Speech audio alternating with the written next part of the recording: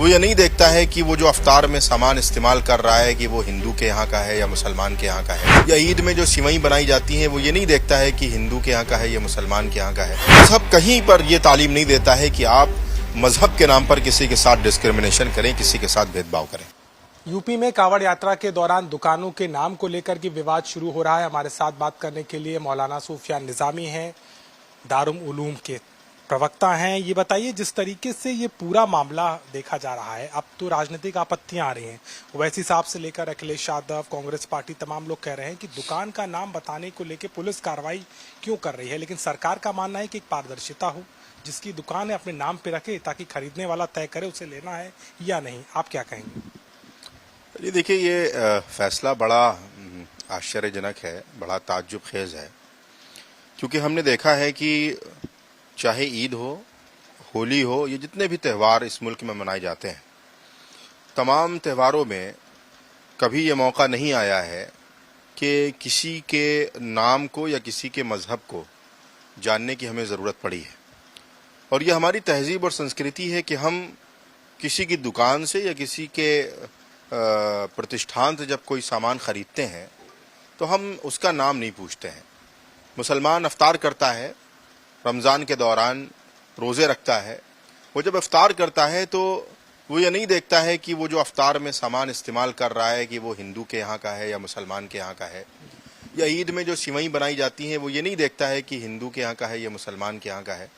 इसी तरह जो हमारे हिंदू भाई होली में मेवा इस्तेमाल करते हैं, गुजिया इस्तेमाल करते हैं, खान पान की चीज़ें पकवाते हैं, वो भी इस बात को नहीं देखते हैं कि ये हिंदू के यहाँ से ख़रीदा जाए या मुसलमान के यहाँ से ख़रीदा जाए, क्योंकि ये हमारे मुल्क की संस्कृति है। यहाँ पर मिलजुल कर सभी त्यौहार मनाए गए हैं। सभी जुलूस में हिंदुओं ने, मुसलमानों ने बढ़ चढ़ कर हिस्सा लिया है। और किसी भी जुलूस में अगर आप देखेंगे तो जहाँ पर हिंदू भाइयों का जुलूस होता है वहाँ मुसलमान, और अगर मुसलमानों का कोई जुलूस होता है तो वहाँ हिंदू भाई बढ़ चढ़ कर हिस्सा लेते हैं। लेकिन इसलिए क्यों है ये बताइए, क्योंकि अगर कोई ऑर्डर है तो वो पारदर्शिता के लिए लाया जा रहा है, उसको राजनीतिकरण जो क्यों किया जा रहा है? नहीं, मैं नहीं समझता हूँ कि इस ऑर्डर से क्या मतलब है। अगर कोई इंसान अपनी शॉप का किसी नाम से लाइसेंस लेता है तो ये किस संविधान में लिखा है कि वो अपना नाम लिखे? एक शॉप का नाम लिखता है, एक अपने प्रतिष्ठान का नाम लिखता है, वो नाम ही ज़्यादातर दुकानों पर और मकानों पर या प्रतिष्ठान पर देखा जाता है। ये मैं नहीं समझता हूँ कि संविधान ने कहीं भी, ये आइन ने ये कहा हो कि आप जिस नाम से जो प्रॉपराइटर है वो अपना नाम दुकान पर चिपकाए।